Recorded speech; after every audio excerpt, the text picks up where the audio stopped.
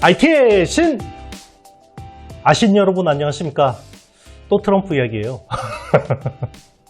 자, 이 트럼프 대통령이 남의 나라 대통령을 왜 이렇게 자주 자, 이게 트럼프 트레이드였잖아요. 트레이드. 이게 트럼프가 결국은 주식시장을 살려줄 거야. 더 부양시킬 거야. 라고 이야기했고, 채권은 한번 초창기에 큰 조정을 받았죠. 근데 요게 이제 총격 사건 이후로, 총격 사건 이후로 요게 트럼프 리스크로 가고 있습니다. 지금 이제는 자기 중심으로 판을 세팅하려고 하니까 다 엎어버리는 거죠. 다 엎어버리는 상황이고, 요게 이제 혼란을 일으키고 있습니다. 혼돈이죠. 진짜 말 그대로 이제 혼돈인데, 이게 결국은 트럼프 리스크로 부각이 되고 있고, 여기서 이제 미국 시장은 그동안의 빅테크 중심에서, 자, 이게 중소형주, 보통 러셀 2000이라고 하죠. 러셀 2000. 그리고 경기 민감주, 방산, 이런 쪽으로 순환매가 도는 흐름입니다. 그러면 우리나라는, 한국 증시는 그동안에 주도했던 AI, 반도체, 사실상 HBM, 자, 큰 폭으로 조정을 받았어요. 조정받았는데, 자, 그러면 미국처럼 중소형주하고 경기 민감주 어떻게 됐냐? 못 올랐습니다. 반도체도 빠지고, 자, 얘들도 그냥 같이 조정받고, 일부 바이오가 뭐 덜썩덜썩 하더니, 결국은 큰 힘을 못 내고 있는데, 결국은 이제 한국 증시 자체에 대한 매력도의 이슈인 것 같습니다. 계속해서 야당 쪽에서 금투세 이야기, 금투세, 이게 완화 이야기가 나오고 있지만 계속 그냥 썰만 나오고 있고 확실한 그런 것들이 없기 때문에 이게 아무래도 좀 약할 수밖에 없고, 지금 그리고 AI 반도체라는 게 결국 중요한 변곡점에 들어갔잖아요.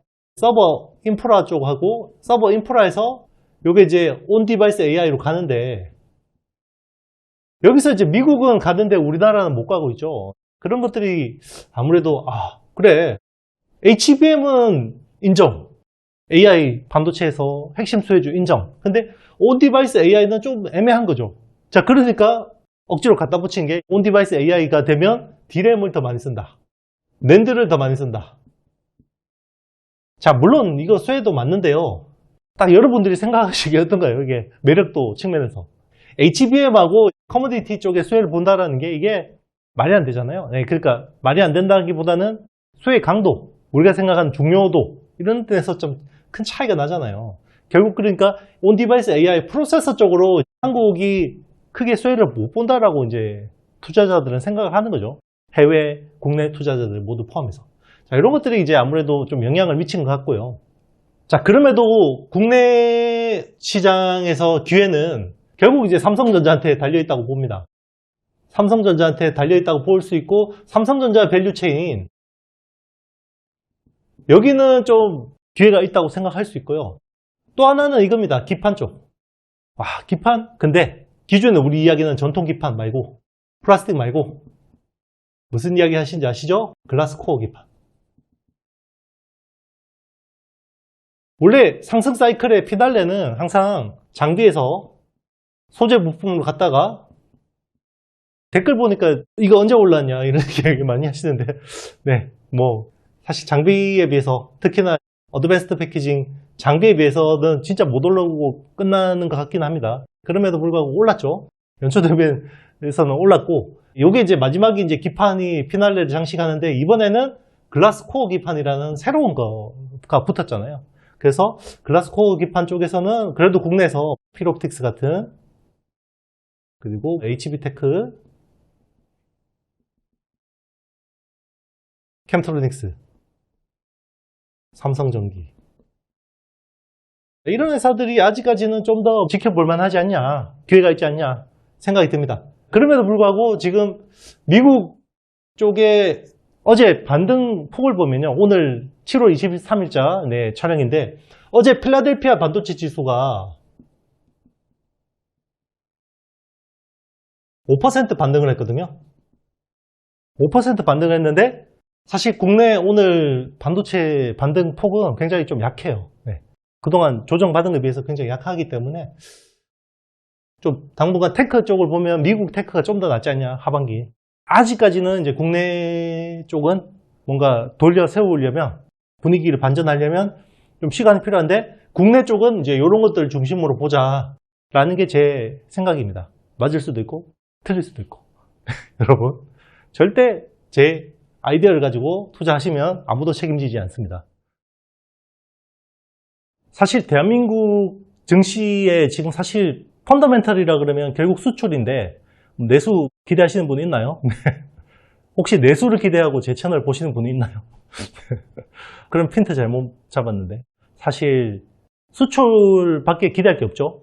그리고 수출 중에서도 지금 보면 반도체 수출 비중이 7월에 20%를 넘어섰습니다. 그러니까 대만 정도는 아니겠지만 우리나라도 사실상 이제 반도체에 어떻게 보면 프록시 같은 나라가 됐는데, 그만큼 이제 수출 쪽에서 기대를 할 수밖에 없죠. 네, 그래서 못 먹어도 고 하려면 결국은 반도체 수출 쪽에 기대를 해야 되지 않을까 생각이 듭니다. 그런 측면에서 제가 코스닥 대장 반도체 주식이죠. 리노공업 한번 분석해 보도록 하겠습니다.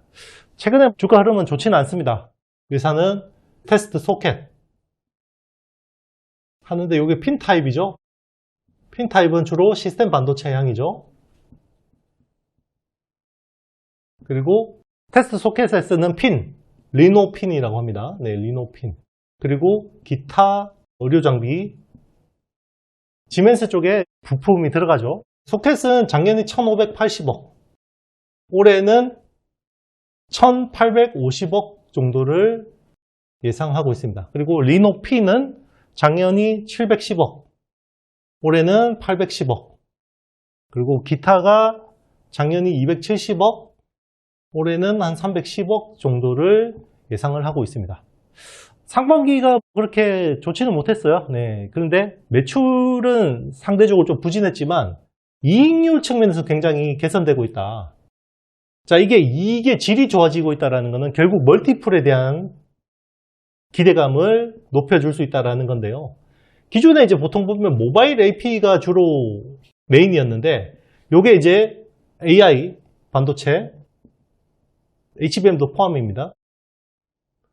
그리고 자율주행차용 칩, 그리고 XR 같은 메타버스 디바이스. 자, 이런 쪽이 확장이 되면서 이익률이 올라가고 있다는 거죠. 2018년 정도 보면 마진율이 30%대 후반대 정도였어요. 30% 후반대 정도였고, 작년 요게 44.8%까지, 마진율이 40% 중반대까지 높아졌어요. 근데 중요한 거는 매출이 빠지는데, 매출이 성장이 없는데 마진율이 좋아지고 있다는 거는 제품 믹스가 좋아지고 있다는 거고요. 자, 그러면 그동안에는 P가 뭔가 리딩을 했는데 향후에는 이제 Q까지 올라오면 좋아질 수 있지 않겠냐라는 그런 거죠. 그래서 지금은 이제 테스트 소켓 쪽이 어떻게 보면 Q에서 중요한 역할을 하고 있다. 근데 사실 테스트 소켓이 많아지면 프로브 카드나 소켓 수요가 많아지면 리노 핀도 매출이 늘어날 수밖에 없다. 이렇게 볼 수 있습니다. 작년 실적을 보면요. 작년은 매출 2,556억을 기록했고 영업이익은 1,143억. 7월 23일자 기준 시총은요. 3조 2,400억 정도를 기록하고 있습니다. 24년 전망치는요. 매출 3,000억, 영업이익은 1,300억 정도를 기대하고 있습니다. 하반기에 좀 많이 해줄 거다, 이런 기대감이 있어요. 1분기 대비해서 2분기가 매출이 좀 크게 늘어나는데 결국은 테스트 소켓 쪽에서 성장이 나오는데요.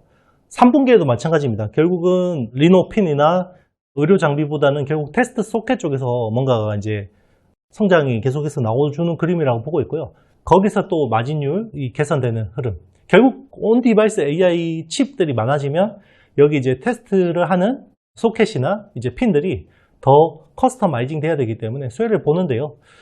제가 이 수혜 폭에 대한 기대감을 제가 생각하는 기대감보다는 시장에서 좀 인정해 주는 게 좀 낫지 않냐. 당초 기대보다는 좀 그런 생각을 합니다.